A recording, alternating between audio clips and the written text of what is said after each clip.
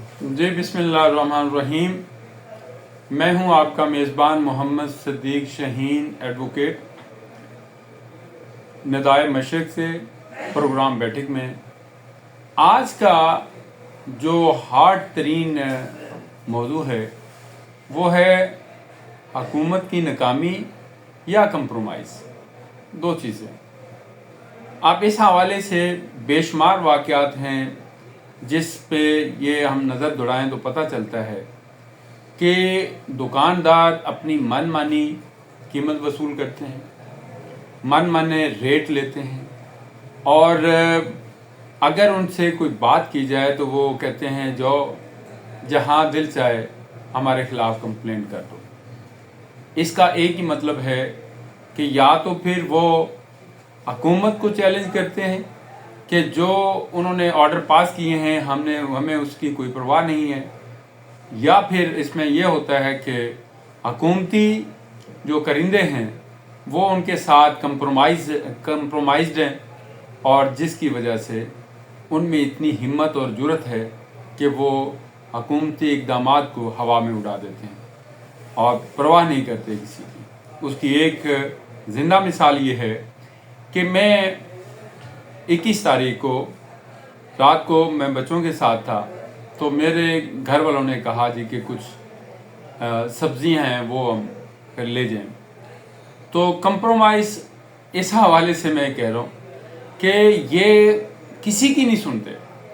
तो जब मैं अपने बच्चों के साथ दुकान पे गया, ये लियाकत चौक में अशरफ वेजिटेबल मर्चेंट है। अशरफ वेजिटेबल मर्चेंट की एक बड़ी दुकान है जहाँ पे मैं खड़ा हुआ, तो मैंने कुछ सब्जियाँ जो थी उनसे ली, और सब्जियों का रेट जब पूछा कहता सर आप इसकी परवाह ना करें, आपको रेट मुनासिब ही होगा। मैं खामोश हो गया, क्योंकि अक्सर मैं मंडी से जाके अपनी कुछ चीज़ें ख़रीदता हूँ, लेकिन इस दफ़ा मैं यहाँ पे आ गया। तो जब मैं वहाँ पे खड़ा था तो उसने जो मैंने इसमें जो ली सब्जियाँ, उसमें कोई मेथी, प्याज, आलू, मुख्तलिफ ये कोई 12 किस्म की चीज़ें थी जो मैंने वहाँ से खरीदी थी। और उन्होंने जो बिल बना के दिया वो कहते हैं जी 2700 रुपया आप दे दें।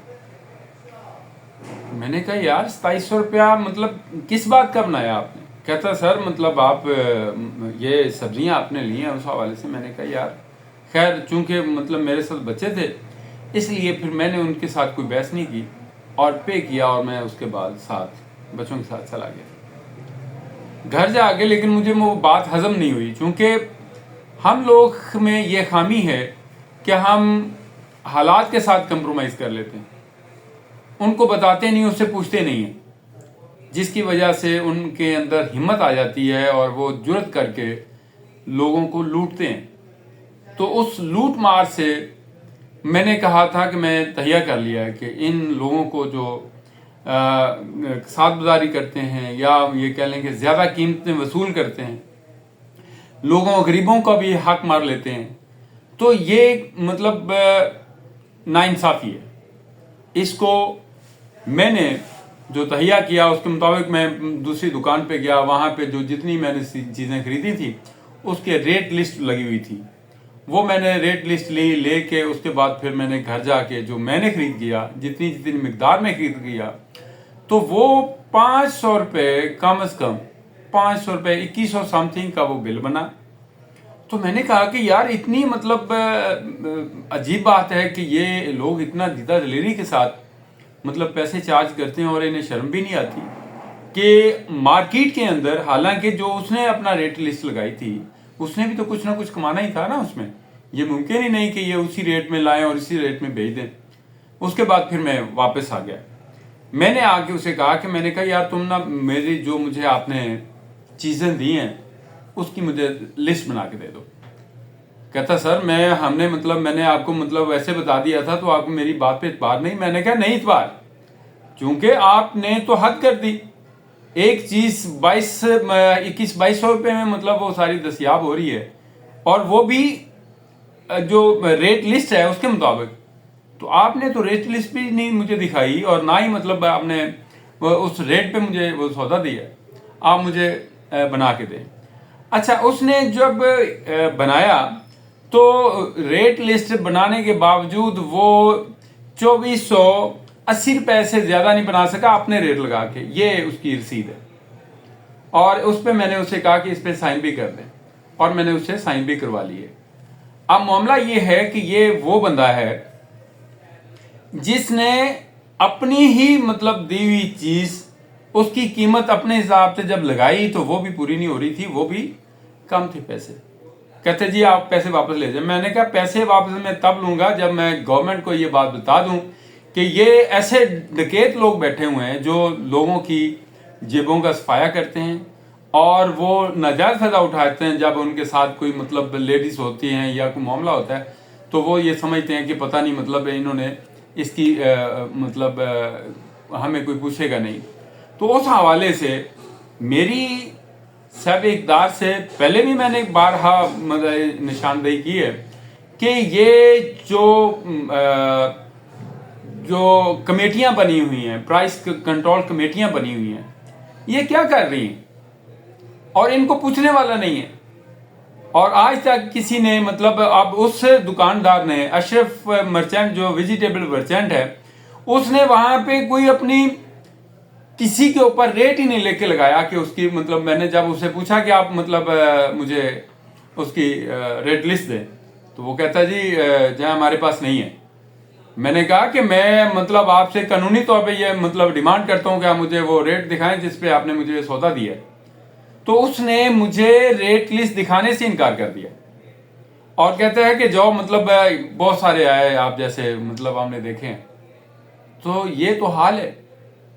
तो आप मुझे बताएं कि मैं बीइंग एडवोकेट, ये मतलब मेरे साथ ये हाल है तो एक आम जो शहरी है उसके साथ क्या होता होगा।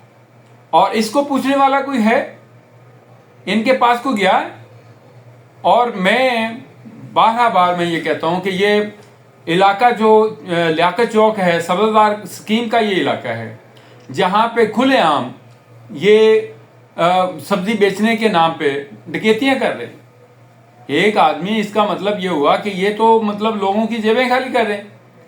इन्हें गवर्नमेंट के जो बनाए कवायद ज़वाबित हैं उस पर अमल नहीं कर रहे। तो उनको पूछने वाला कौन है? गवर्नमेंट ऑफ पंजाब के पास इख्तियार है।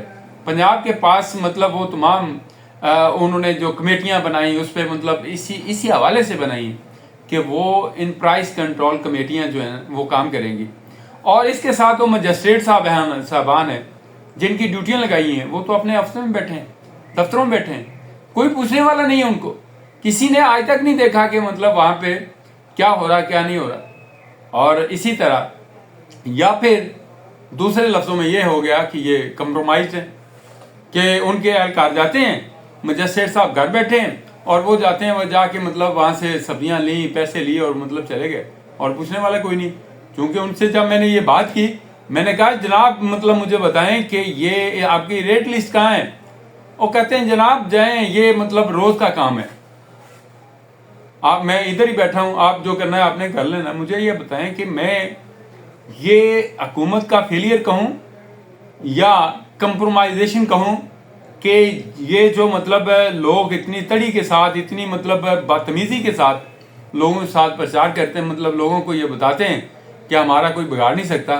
तो इसका मैं कहता हूँ कि पुरसाने हाल जो आवाम का है वो कोई नहीं है। तो ये बहुत बड़ी हज़ीमत है हमारे लिए भी। और मैं अहले इलाका को ये ज़रूर कहूँगा कि इस अशरफ मर्चेंट जो है, वेजिटेबल मर्चेंट जो है, इसकी सबसे पहली बात तो यह है कि इससे कोई सौदा लेने की ज़रूरत नहीं है, बल्कि जब भी आप इनसे कोई ख़रीदारी करें तो सबसे पहले उसकी डिमांड करें कि मतलब वो उसकी रेट लिस्ट कौन सी है और वो किस रेट पे दे रहा है। दो चीज़ें दिखा दी हैं कि एक आलू जो है वो कह रहा जी कि इसकी मार्केट वैल्यू 120 रुपये, वो लगा रहा है 180 रुपये, हद हो गई।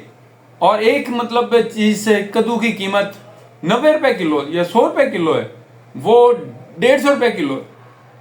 और इसी तरह प्याज जो है वो 120 रुपये, 30 रुपये अच्छा प्याज जो है वो मतलब 140 रुपए, लेकिन ये 160 रुपए, ये क्या हो रहा है? तो मेरी इसमें दस बस मतलब गुजारिश है अहले इलाका को भी कि ऐसे दुकानदार से सौदा खरीदने की जरूरत नहीं है।